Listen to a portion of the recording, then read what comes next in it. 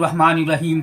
Subscribe करें हमारे channel दिल से दीन की बातें, अच्छी अच्छी प्यारी प्यारी इस्लामिक वीडियो देखने के लिए। प्यारे दोस्तों, हालात कैसे भी हो हमें सच कहना चाहिए और हम सबको कैसे और किन लोगों की सोहबत में रहना चाहिए।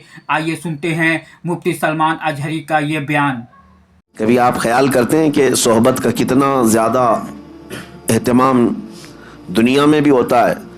जब रिश्ते की बात आती है, लड़की की तो खूबसूरती उसके घर में जाकर देखते हैं, लेकिन लड़के के लिए जो सबसे पहली चीज़ देखी जाती है उसकी सोहबत देखी जाती है। यही देखा जाता है कि वो किन लोगों के साथ उठता बैठता है, इसकी दोस्ती यारी किसके साथ। इसी पर लोग उसको परख लेते हैं। अगर उसकी दोस्ती यारी अच्छे लोगों के साथ है तो उसका मेयार बुलंद माना जाता है कि नहीं, अच्छा लड़का है, खुद भी पाबंद है और उसके दोस्तों में यारों में सब जो है पाबंद लोग हैं, नमाजी लोग हैं, यही कहा जाता है, तारीफ में यही कहा जाता है। और ख़ुद अच्छा है, लेकिन अगर गलत संगत में रहता हो तो उसके ऊपर एक धब्बा लग जाता है और यही उसके रिश्ते को तोड़ने का सबब बन जाता है। सब ये कहते हैं नहीं, उसकी तो संगत बहुत बुरी है, बुरे लोगों के साथ रहता है। तो आप अंदाज़ा करें कि दुनिया में सोहबत का इतना बड़ा असर है, तो फिर आखिरत में इसका बहुत ज़्यादा एहतमाम होगा, देखा जाएगा। हत्ता कि मरने के बाद नबी पाक सल्लल्लाहु ताला अलैहि वसल्लम ने यह भी इरशाद फरमाया, अपनी मैयतों को जब कब्रिस्तान में दफन करो तो अच्छों के बगल में दफन करो। या अपने लिए तुम दफन की जगह मुंतखब करते हो, वैसे तो किसी को खबर नहीं है कि कौन कहाँ मरने वाला है, लेकिन अगर इत्तेफाक ऐसा आया या वसीयत कर रहे हो तो ऐसी जगह दफन होने की नसीहत करो जहाँ अल्लाह वाले आराम कर रहे हो। क्यों? सोहबत का असर मरने के बाद भी है, कब्रों के बाद भी। मैं मुर्शिद गिरामी हुजूर ताजुश शरिया रहमतुल्लाह ताला अलैह की वसीयत को बताता हूँ। आपने फरमाया था अपनी ज़िंदगी में, अगर कहीं मेरा इंतकाल हो जाए सफ़र के दौरान, तो वहीं किसी अल्लाह के वली के आस्ताने पर या कहीं करीब में जगह मिल जाए, मुझे दफन कर देना। ये नसीहत, ये वसीयत अपनी ज़िंदगी में किया था। जहाँ कहीं अल्लाह वाले हों वहाँ पर हमें दफन कर दें।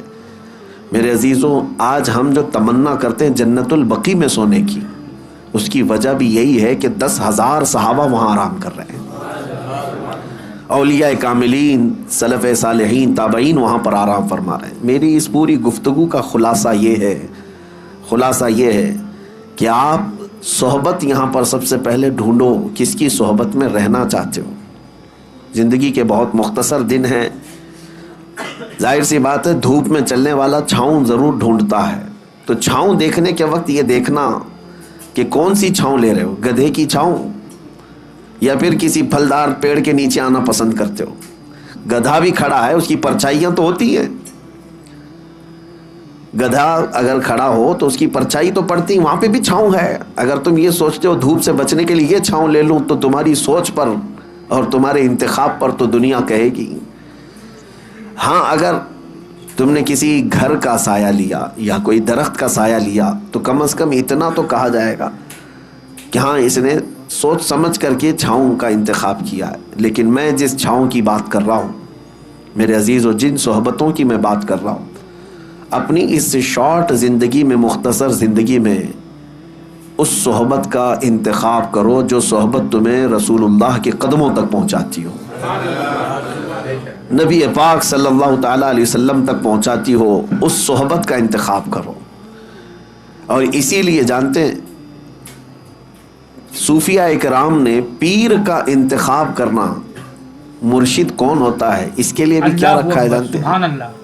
जाहिर सी बात है, मुर्शिद और पीर एक साया है जिसके साये में बैठ करके दिल को करार आता है, सुकून आता है।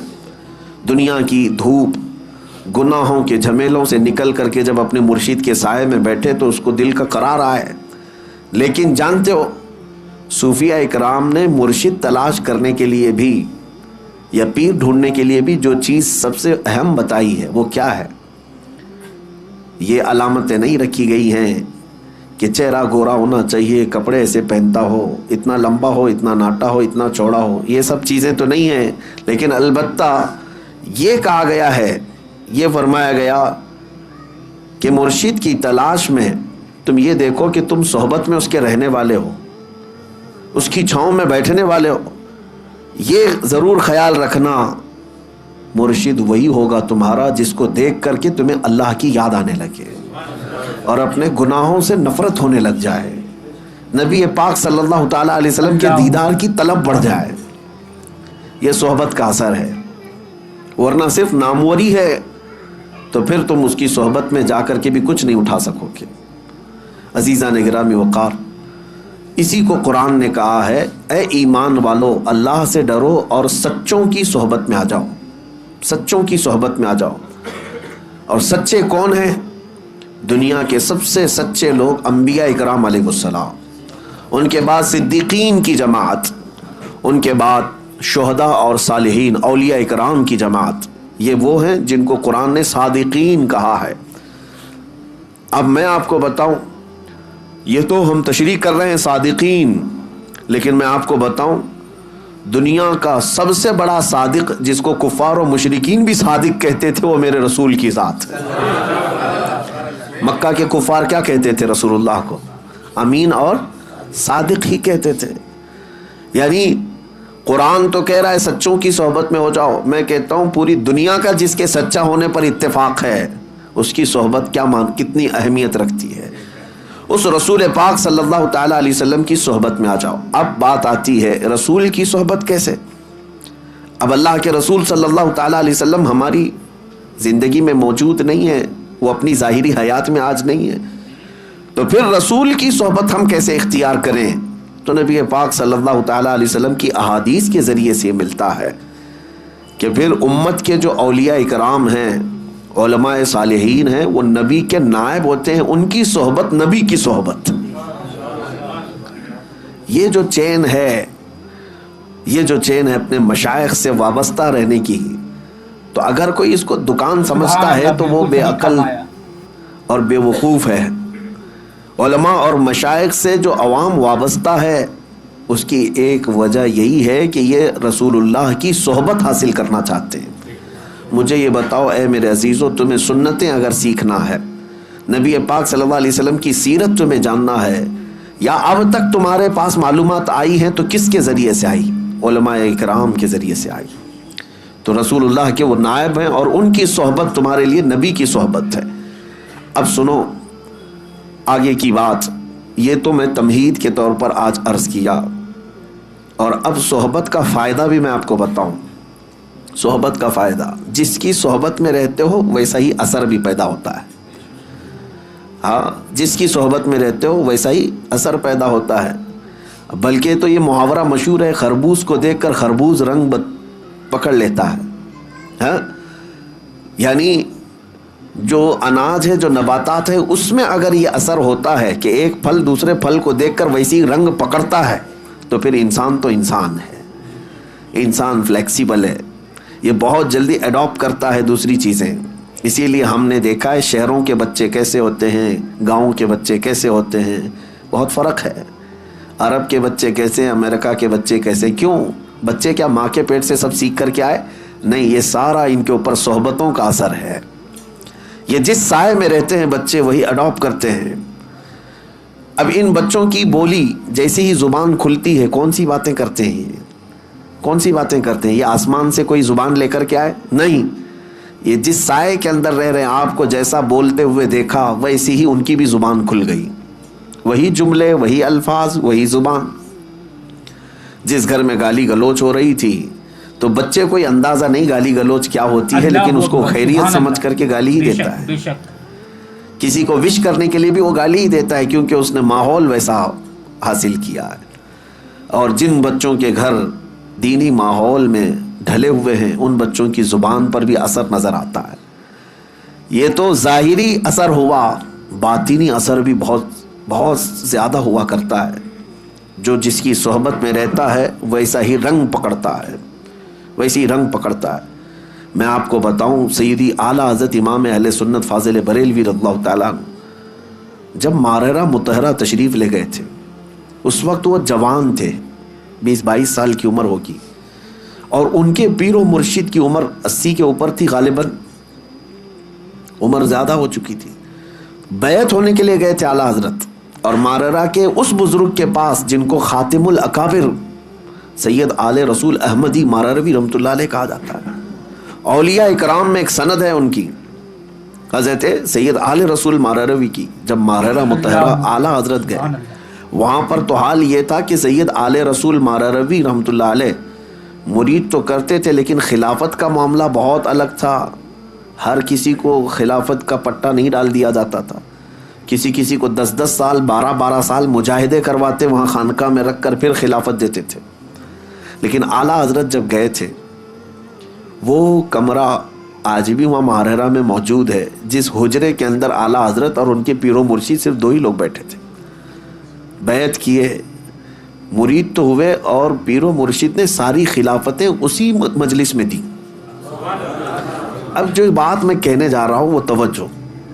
22 سال کا نوجوان امام اہل سنت احمد رضا خان اور 80 سال سے زیادہ کے بزرگ حضرت سید آل رسول ماراروی رحمۃ اللہ علیہ. 20 سال اور 80 سال میں فرق ہے کہ نہیں ہے؟ جوان کیسا دکھتا ہے، بوڑھا کیسا دکھتا ہے. اعلیٰ حضرت جب وہاں پر بیعت کر کے خلافتیں لے کر کے جب حجرے سے باہر نکلے، دروازہ کھلا تو بہت سے لوگ باہر کھڑے تھے. سیدی آل رسول ماراروی رحمۃ اللہ علیہ کے مریدین، وہاں علماء اور صلحاء بہت سارے موجود تھے. دروازہ جیسے کھلا پیر اور مرید دونوں باہر آ رہے تھے. اب سنیے جو بات میں کہہ رہا ہوں، تاریخ میں لکھا گیا ہے کہ سبوں نے کہا کہ دیکھ کر کے یہ اندازہ نہیں ہو رہا تھا، دونوں کی شباہت ایک سی لگ رہی تھی. دونوں کی شباہت ایک جیسی لگ رہی تھی. یہ چند لمحوں کی صحبت مرشد کی 22 سال کے جوان کو خاتم الاکابر کی شباہت عطا کرتی ہے. یہ باطنی صحبت ہے، یہ باطنی صحبت ہے. اور صحبت کا اثر میں آپ کو بتاؤں. سبحان اللہ، بالکل صحیح فرمایا. بد ہے تو کیا ہوا، صحبت اچھوں کی ہو. اسی لیے اعلیٰ حضرت نے کیا کہا ہے، کیسے آقاؤں کا بندہ ہوں رضا، بول بالے میری سرکاروں کے. میرے عزیزو، سلطان الاولیاء غوث الاعظم دستگیر رضی اللہ تعالیٰ عنہ کا ماہ مبارکہ چل رہا ہے. 2 باتیں عرض کروں گا. میں آج آپ کے درمیان صرف اور صرف برکت حاصل کرنے کے لیے آیا ہوں. کافی دن ہو گئے تھے. 2 چیزیں مشہور ہیں غوث پاک کی زندگی کے واقعات میں. بہت سارے ہیں، کرامات بہت سارے ہیں، اس میں سے 2 میں آپ کے سامنے رکھتا ہوں. ایک بار اپنی خانقاہ میں سلطان الاولیاء سیدنا عبد القادر جیلانی رضی اللہ تعالیٰ عنہ آرام فرما رہے ہیں اور محو خواب ہیں، اور آپ کو سوتے ہوئے دیکھ کر کے ایک چور اندر داخل ہوا. مشہور ہے، اس چیز کو آپ نے سنا ہے. وہ چور آپ کا جبہ چرانے آیا تھا. سنا ہے کہ غوث پاک کا جبہ بڑا قیمتی ہوتا تھا. ایک بار چوری کر لے تو پھر پوری زندگی اس کی چل پڑے. کافی قیمتی ہوتا تھا. تو چور اندر داخل ہوا، ابھی وہ جبہ ہاتھ میں اٹھایا ہی تھا کہ دروازے پر دستک ہو گئی. تو غوث پاک رضی اللہ تعالیٰ عنہ نے آنکھیں کھولے بغیر کہا آ جائیے اندر. دروازہ کھلا، اندر آئے ایک صاحب. وہ کون تھے؟ حضرت خضر علیہ السلام تھے. حضرت خضر علیہ السلام آئے اور کہا سیدی، کس سے؟ حضرت شیخ عبد القادر جیلانی رضی اللہ تعالیٰ عنہ سے. کہا بصرہ کے یا کسی شہر کے قطب کا انتقال ہو گیا، وہاں پر قطب اب کون ہوگا؟ یہ تعینات جو ہوتے ہیں، ہر شہر میں ایک قطب ہوتا ہے اللہ کا، ایک ولی ہوتا ہے. یہ غوث الاعظم دستگیر رضی اللہ تعالیٰ عنہ کے زمانے میں تصرف اللہ نے ان کو عطا کیا تھا. سبحان اللہ. حضرت خضر علیہ السلام ان سے پوچھتے ہیں کہ اس شہر کا قطب کون ہوگا؟ غوث پاک رحمۃ اللہ تعالیٰ علیہ آنکھیں کھولے بغیر کہتے ہیں وہ دروازے کے پیچھے کھڑے، انہیں لے جائیے. جو جبہ ہاتھ میں پکڑے ہوئے کھڑا تھا کہ اب پکڑا جاؤں، اب پکڑا جاؤں، اب پکڑا جاؤں گا. اور آنکھیں کھولے بغیر پیران پیر نے کہا وہ دروازے کے پیچھے جو کھڑے ان کو لے جائیے. حضرت خضر علیہ السلام نے دروازہ کھینچا تو دیکھا ایک سادہ سا آدمی ہے، جبہ ہاتھ میں اٹھایا ہوا ہے اور تھر تھر کانپ رہا ہے. کہا کہ چلیے مبارک ہو، اللہ نے آپ کو قطبیت عطا کی، اس لیے کہ شیخ عبد القادر جیلانی کی زبان سے نکلا ہے، چلیے ہمارے ساتھ. اب وہ شخص حیرت میں تھا کہ میرے ساتھ کہیں کوئی مذاق نہ ہو رہا ہو. اور وہ دوڑتے ہوئے پھر غوث پاک کے قدموں میں آیا. کہا روتے ہوئے مجھے معاف کریں، مجھے معاف کریں. کیا یہ میرے ساتھ کوئی مذاق تو نہیں؟ غوث پاک رضی اللہ تعالیٰ عنہ نے فرمایا شیخ عبد القادر جیلانی کو اللہ نے یہ طاقت عطا کی ہے کہ وہ جو زبان سے نکالے اللہ اس کو پورا کر کے رہتا ہے۔ کہا کہ میں یہاں کس غرض سے آیا تھا آپ کو پتہ ہے؟ میرے ہاتھ میں آپ کا اٹھایا ہوا جبہ تھا۔ غوث پاک رضی اللہ تعالیٰ عنہ نے فرمایا سب ہمیں پتہ ہے، اور ہم چاہتے ہیں کہ تمہارے اس منصب کو، تمہاری اس ڈیوٹی کو بدل کر کے دوسری ڈیوٹی دے دی جائے۔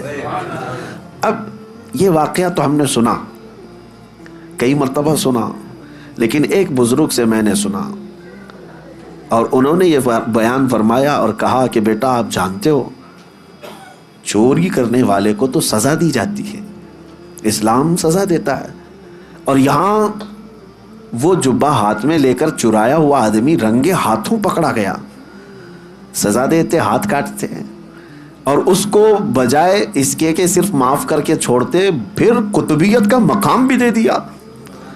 یہ سوال جب آتا ہے ذہن میں تو پھر اس بزرگ نے فرمایا کہ بات در حقیقت یہ ہے کہ اللہ کریم بھی نسبتیں دیکھتا ہے۔ وہ چور چوری تو کیا تھا لیکن ہاتھ میں دامن کس کا تھا؟ ہاتھ میں کیا تھا؟ غوث پاک کا جبہ تھا۔ جبہ جو پکڑا تھا یہ نسبت نے اس کو، اس صحبت نے اس کو مقام قطبیت تک پہنچا دیا۔ اب میں آپ سے کہتا ہوں کہ غوث پاک کا جبہ پکڑے تو قطبیت کے مقام پر پہنچے، اور جو رسول اللہ کے قدموں پر جان دے اسے رب ذوالجلال غوثیت کے مقام پر پہنچاتا ہے۔ ایک بات یاد رکھیں، نبی پاک صلی اللہ علیہ وسلم پر جو صحابہ نے اپنی جانیں دی ہیں حضور اکرم صلی اللہ تعالیٰ علیہ وسلم کی محبت میں، غوث، قطب، ابدال، نجبہ، شرفا کوئی وہاں تک نہیں پہنچ سکتے جہاں رسول اللہ کے صحابہ پہنچے۔ سبحان اللہ، بالکل صحیح فرمایا۔ کیوں؟ صحبت کا اثر ہے، صحبت کا اثر ہے۔ اسی لیے صحبت چن کر کے اختیار کرو، کہیں ایسا نہ ہو کہ بعد میں پچھتانا پڑے۔ ہم نے تو پولیس کو بھی دیکھا ہے، خواہ کچھ لوگوں کو اٹھاتے ہیں اور لے جاتے ہیں پکڑ کر کے، کیا قصور ہے بھائی اس کا؟ کہا فلاں نشیڑی کے ساتھ تو یہ بھی کانٹیکٹ میں تھا۔ کانٹیکٹ میں تو تھا ہی، ہم اس کو تلاشی لیں گے، کہیں اس کا بھی جرم نکل گیا تو وہی سزا اس کی بھی ہوگی، ابھی تو شک میں اٹھائے ہیں۔ میرے عزیزو، حال تو اب یہ ہے کہ اگر غلط لوگوں کا فون بھی 2-3 بار ہمارے فون پہ آ گیا تو بھی آپ اندر جا سکتے ہیں۔ یہ صحبت کا اثر آپ دیکھو، دنیا میں جب آپ کو پکڑا سکتا ہے تو پھر آخرت میں کس قدر سخت ہوگا، اندازہ کرو میرے عزیزو۔ اس لیے اپنی صحبت کو پاک رکھو، اپنی صحبت کو پاک رکھو۔ ایسا نہیں ہے، بعض لوگ یہ کہتے ہیں کہ ہم تو اس میں کچھ حصہ نہیں لیتے، میں سب کی بات نہیں کر رہا، اب صحبت کے لیے بعض تفریق بھی میں آپ کو بتا دوں، عوام الناس، آپ لوگوں کے لیے یہ ضروری ہے کہ اپنی صحبت کا انتخاب خوب اچھا رکھو، اپنی اولاد کے لیے بھی۔ اب رہی بات علماء صالحین، علماء ہیں، مبلغین ہیں، دعات ہیں، ان کا کام کیا ہے؟ لوگوں کی اصلاح کرنا۔ مثال کے طور پر اگر ہم چند نشہ خور لوگوں کے درمیان اگر بیٹھے ہیں تو اس کا مطلب یہ نہیں کہ ہم ان کی صحبت حاصل کر رہے ہیں، ہم یہ چاہتے ہیں کہ ہماری چھاپ ان کے دل پر ڈالی جائے۔ تو یہ صرف علماء، دعات، مبلغین کا کام ہے۔ جیسے ڈاکٹر مریضوں کے بیچ میں رہتا ہے تو بیماری نہیں لیتا بلکہ ان کی بیماری کو دور کرتا ہے، لیکن عوام الناس، عام لوگ اگر بیماروں کے ساتھ رہنے لگے تو پھر یہ کہا جائے گا کہ یہ بیماری یہ بھی لے لے گا، یہ کہا جاتا ہے۔ لہٰذا ایک واقعہ تو غوث پاک کا میں نے بتایا کہ چور بھی مقام قطبیت پر پہنچ گیا، وجہ کیا تھی؟ دامن ہاتھ میں کس کا تھا؟ غوث اعظم کا تھا۔ اسی لیے جمیل قادری رحمۃ اللہ تعالی علیہ یوں فرماتے ہیں، عزیزو کر چکو تیار جب میرے جنازے کو، تو لکھ دینا کفن پر نام والا غوث اعظم کا۔ اب دوسری بات، بغداد مقدسہ میں جو ایک واقعہ مشہور ہے کہ حضرت شیخ احمد جام اپنی شیر کی سواری کرتے ہوئے بغداد کے کسی بھی محلے میں جاتے تو اس محلے والے ایک گائے ان کے شیر کو قربان کر دیا کرتے تھے۔ وہ غوث پاک کے محلے میں آئے اور بولا کہ جاؤ شیخ عبد القادر جیلانی کی خانقاہ سے بھی ایک گائے ہمارے شیر کے لیے لے آؤ۔ غوث پاک نے منع نہیں فرمایا، اپنے خادم سے کہا لے جاؤ لنگر خانے سے جو گائے ہوگی، لے کر کے گئے۔ لیکن وہاں پر ہڈیاں کھا کر پلنے والا ایک کتا، پالا ہوا نہیں، پلا ہوا، دونوں میں بہت فرق ہے. اللہ پالا ہوا نہیں، خود سے پلا ہوا. کتا نکلا ساتھ میں، اسے کسی نے ٹرین کر کے بھیجا نہیں تھا، اسی لیے میں نے لفظ میں ہی کہا کہ پالا ہوا نہیں ہے، پلا ہوا.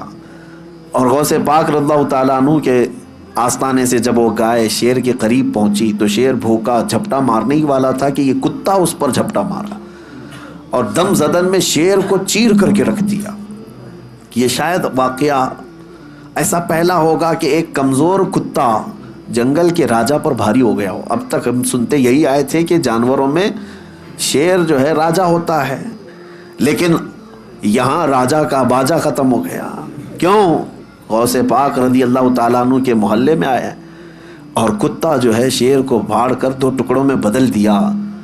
دنیا نے اس منظر کو دیکھا اور اعلیٰ حضرت نے فرمایا کیا دبے جس پہ حمایت کا ہو پنجہ تیرا، شیر کو خاطر میں لاتا نہیں کتا تیرا. اب یہاں پر مسئلہ یہ ہے، شیر شیر ہی تھا وہ اور کتا کتا ہی تھا، اور اصول آج بھی وہی ہے کہ شیر ہی بھاری ہوتا ہے، لیکن یہ اصول اس جگہ ٹوٹ جاتا ہے جہاں کتے کی نسبت دربار غوث سے ہو جائے.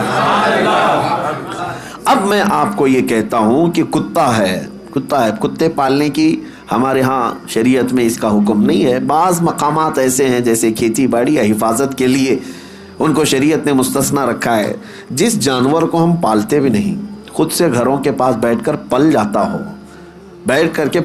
ہو، اس کتے کو کا حال یہ ہے کہ دربار غوث کے سائے میں بیٹھا کرتا تھا، غوث پاک کے آستانے کے سائے میں بیٹھا کرتا تھا، اور طاقت کا حال یہ ہے کہ جنگل کے راجا کو بھی پھاڑ کے رکھ سکتا ہے.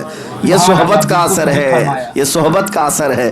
اب دوسری بات میری یہ توجہ سے سنو، دوسری بات یہ سنو کہ غوث پاک کے دسترخوان پر پڑے ہوئے ٹکڑے یا پھینکے ہوئے ٹکڑے کھا کر پالا ہوا نہیں بلکہ پلا ہوا کتا شیر پر بھاری ہو سکتا ہے. اب سوچو کہ غوث پاک نے جس کو پالا ہو،